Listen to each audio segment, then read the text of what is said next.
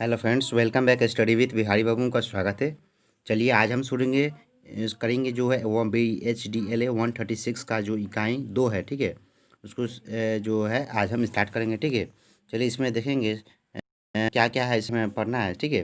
देखिए, एक है संवाद शैली, ठीक है। फिर वाक्यांशगत जो रचनाएं हैं, ठीक है, उनको पढ़ेंगे। शैलियाँ है, अशुद्धियाँ है और शोधन है, ठीक है। इसको हम विस्तार से हम इसको टॉपिक वाइज हम पढ़ेंगे, ठीक है। थोड़ा वीडियो नहीं आने के कारण थोड़ा लेट हो गया था, ठीक है। क्योंकि जो है यहाँ पर जो बहुत कुछ काम था, ठीक है, जिसकी वजह से वीडियो हम नहीं ला पाए, ठीक है। जो आपसे रेगुलर मिलेगी वीडियो, ठीक है। तो आप बने रहिए हमारे साथ। जो इग्नू की जो क्लासेस है PAG उसका कोर्स हम कराएंगे फुल, ठीक है। जो सब्सक्राइब नहीं किया उसको सब्सक्राइब कर लीजिए, बेल आइकन को दबा दीजिए, जिसका आपको नोटिफिकेशन मिल सकेगा, ठीक है। चलिए आज हम पढ़ेंगे आगे इसकी जो रूपरेखा है, क्या क्या हमें पढ़ना है, ठीक है, उसको देखेंगे, ठीक है। देखिए, पहला उद्देश्य हमको पढ़ना है, प्रस्तावना पढ़ना है, ठीक है। देखिए 2.2 में वाक्य एवं वार्तालाप की विशेषता है, ठीक है। इंपॉर्टेंट है, वाक्य पढ़ना है, वाक्य में पदक्रम पढ़ना है, अनुतान पढ़ना है, संप्रेषण का उद्देश्य वाक्य के ऊपर स्तर, ठीक है, किस तरह का है स्तर। फिर उसमें वार्तालाप की चर्चा, मूल पाठ, सारांश, ये सब हम पढ़ेंगे, ठीक है। चलिए हम शुरू करते हैं पहले उद्देश्य से, ठीक है। आखिर पढ़ने का हमको उद्देश्य क्या है, ठीक है। जो है हमने संवाद शैली है, वाक्यांगत संरचना है, शैली अशुद्धि है, इसे हम क्यों पढ़ते हैं, ठीक है। इसको हम स्टार्ट करेंगे। चलिए 2.0 में देखेंगे आप उद्देश्य, ठीक है। देखिए हम पढ़ते हैं, इस इकाई का उद्देश्य आपको हिंदी भाषा में वार्तालाप या संवाद की प्रकृति से परिचित कराना है, ठीक है। जो हम लोग वार्तालाप एक दूसरे से बात करते हैं, संवाद करते हैं, ठीक है।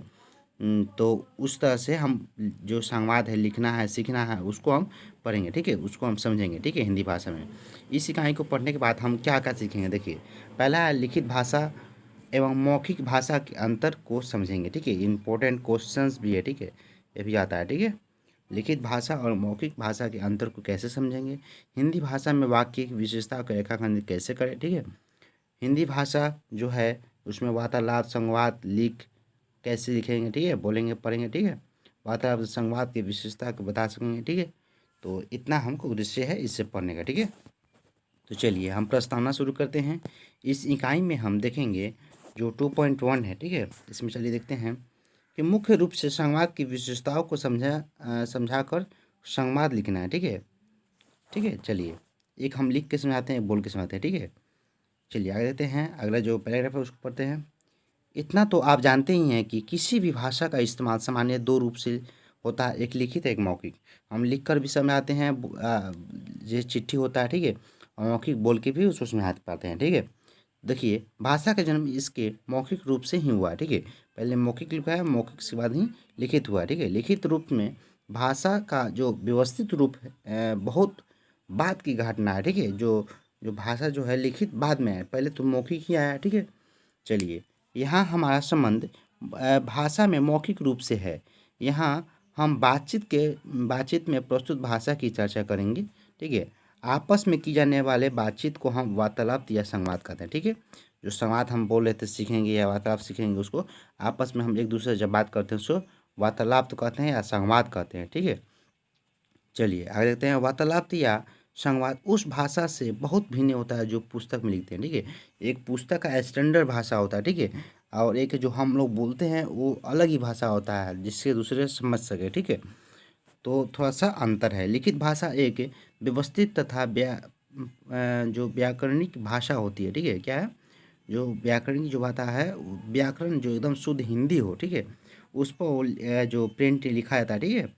और हम जो बोलते हैं वो समझ लीजिए कृत्रिम की तरह है, जो भाषा बोलते हैं दूसरों को समझ में वो ऐसे भाषा। जैसे देखिए हम स्कूल चले जाते हैं तो प्रॉपर हिंदी बोलते हैं, यहाँ पर हम घर पे आते हैं तो अपने भाषा में, जैसे अगर ये भोजपुरी हुआ मगर ये सब ऐसे भाषा बोल जाते हैं, ठीक है। चलिए, उसका हर एक के लिए एक निश्चित अर्थ होता है जो उस भाषा में निहित रहता है, किंतु वार्तालाप में ऐसा नहीं है, ठीक है। वार्तालाप थोड़ा सा अलग है, ठीक है। चलिए आगे देखते हैं, वार्तालाप या संवाद ये भी संवाद की भाषा व्याकरण के नियमों से बंद कर नहीं चलती है, ठीक है। जो वार्तालाप जो है, संवाद जो है, हम लोग जो अगर हम बात करते हैं तो ज़रूरी नहीं है कि हम पूरा हिंदी ही प्रॉपर बात करें, ठीक है। हम लोग बहुत जो टूट टाट कर हम लोग बातें करते हैं, टूटी हुई वाक्य को हम इस्तेमाल करते हैं, ठीक है। तो उससे जो है, जो किताबी भाषा से थोड़ा सा अलग है, ठीक है, एकदम व्याकरण नहीं है, ठीक है। चलिए, वार्तालाप की भाषा बहुत सहज होती है, ठीक है। वार्तालाप की एकदम सहज जो सिंपल होती है, ठीक है। आप इस इकाई में अध्ययन करते हुए देखेंगे कि वार्तालाप में किस प्रकार टूटे हुए वाक्य आते हैं, ठीक है। अंग्रेजी शब्दों में खुल्लम प्रयोग किया जाता है, जिसे कोड मिक्सिंग कहा जाता है, ठीक है। कुछ गलत हो जाता है, कोड मिक्सिंग कहा जाता है। भाषा में प्रांतीय भाषा के शब्द जुड़ जाते हैं तथा ये कैसे विभिन्न शब्दों पर बल देकर अपनी बात कही जाती है। किसी भी भाषा में वार्तालाप करते हुए जब किसी दूसरी भाषा के शब्द या वाक्य को उस भाषा में वार्तालाप के इस्तेमाल होता है तो उसे कोड मिसिंग कहा जाता है, ठीक है। और बीच में मान लीजिए कुछ बात कर रहे हैं और बीच में कोई और भाषा जुड़ जा रही है बोला तो मिस कोडिंग कहा जाता है, ठीक है। क्या है, कोड मिसिंग कहा जाता है, ठीक है। यहाँ तक समझ गए। चलिए, वाक्य का जो है बढ़ता है, ठीक है। वार्तालाप की विशेषता है यह, देखेंगे यह तो आप जान ही गए होंगे कि वार्तालाप संवाद आपस में की जाने वाली बातों को हम मानते हैं, ठीक है। हम लोग पढ़ चुके हैं। यह बातचीत वाक्य में होती है, ठीक है। इसलिए इसे हम अपने भाषा में वाक्य क्या होता है तथा वार्तालाप के वाक्य का इस्तेमाल कैसे होता है इसकी पड़ताल करेंगे, ठीक है। कैसे हम जानेंगे आखिर वाक्य क्या है, वार्तालाप किस तरह से किया जाता है, किस आधार पर किया जाता है कि दूसरे से समझ आते हैं, ठीक है। चलिए आगे जाते हैं 2.1, ठीक है। देखिए, भाषा में वाक्य अर्थ की दृष्टि से एक पूर्ण इकाई होती है, अर्थात यह जो है एक वाक्य में आए हुए शब्द कुल मिलकर एक निश्चित अर्थ प्रकट करते हैं, ठीक है। कुछ शब्द मिलकर एक जो अर्थ प्रकट करते हैं उसे हम क्या कहते हैं, वाक्य कहते हैं, ठीक है। उदाहरण के लिए देखेंगे, जो राम ने कल शाम को एक फिल्म देखी, ठीक है। जो है राम है एक शाम को एक फिल्म देखी, ठीक है। तो ये क्या हुआ, एक वाक्य हो गया, एक अर्थ निकलता है इससे, ठीक है। तो इसको हम वाक्य कहेंगे, ठीक है। ऐसे नहीं जैसे तो शब्द जोड़ दें तो वैसा नहीं होगा, ठीक है। चलिए आगे देखते हैं अगला पैराग्राफ। इस वाक्य में किसी एक व्यक्ति के संदर्भ में उसके एक क्रियाकलाप की पूरी सूचना है। वाक्य शब्दों से बनता है और शब्दों के अपने अर्थ वाक्य के पूर्ण अर्थ प्रदान करते हैं, ठीक है। वाक्य जो शब्द हैं शब्द से ही तो वाक्य जो अर्थ है एक समझ में आता है, ठीक है। किन्हीं भी 8-10 शब्दों को एक जगह रख देने पर वाक्य नहीं बन, जैसे हमने कहा कि जिस तरह से कोई शब्द रख दें तो वाक्य वह नहीं बन जाएगा, जब उसका अर्थ ही नहीं होता वो रख के क्या अर्थ होगा, ठीक है। जैसे देखिए यहाँ पर दिया गया राम, खाना, पैसा, शाम, उधार लेना, मांगना, ये सब जो है ये सब वाक्य नहीं है, ठीक है। इनसे कोई अर्थ नहीं निकलता, ठीक है। तो इसे हम वाक्य नहीं कह सकते, ठीक है। इन 8-10 शब्दों से कोई भी निश्चित अर्थ या ध्वनि नहीं मिलता, ध्वनि तो जो है उसका कोई मतलब ही नहीं होता, ठीक है। इस कारण यह आवश्यक है कि वाक्य में आने वाले शब्द किसी क्रम में एक दूसरे के साथ इस प्रकार जुड़े जिससे कि अर्थ प्रकट करे, ठीक है, अर्थ प्रकट हो, ठीक है। वास्तव में शब्द और वाक्य के बीच एक और कड़ी है जिसे वाक्यांश कहते हैं, ठीक है। ठीक है, क्या कहते हैं, वाक्यांश। कुछ जो है वाक्य में शब्द में कुछ कड़ी है, ठीक है। शब्द वाक्यांश के रूप में ही वाक्य में प्रयुक्त होते हैं।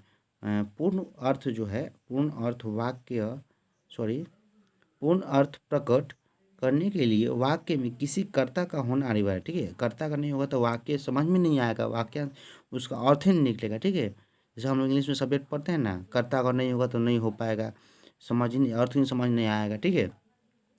जैसे आलू दो, क्या दो, आलू दो माने कुछ तो होना चाहिए ना, कितना किलो दो, ठीक है। इस तरह से हम समझेंगे, ठीक है। हम कर्ता और क्रिया का वाक्यांश कहेंगे। एक वाक्य में कम से कम 2 वाक्यांश जरूरी है, ठीक है।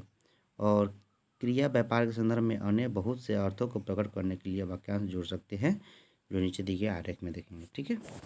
और आगे देखेंगे, आज थोड़ा वीडियो लंबा हो जाएगी। और चलिए आज के लिए इतना ही रखते हैं, ठीक है। अगले क्लास में आगे से बढ़ाएंगे, ठीक है। जय हिंद, जय भारत, जय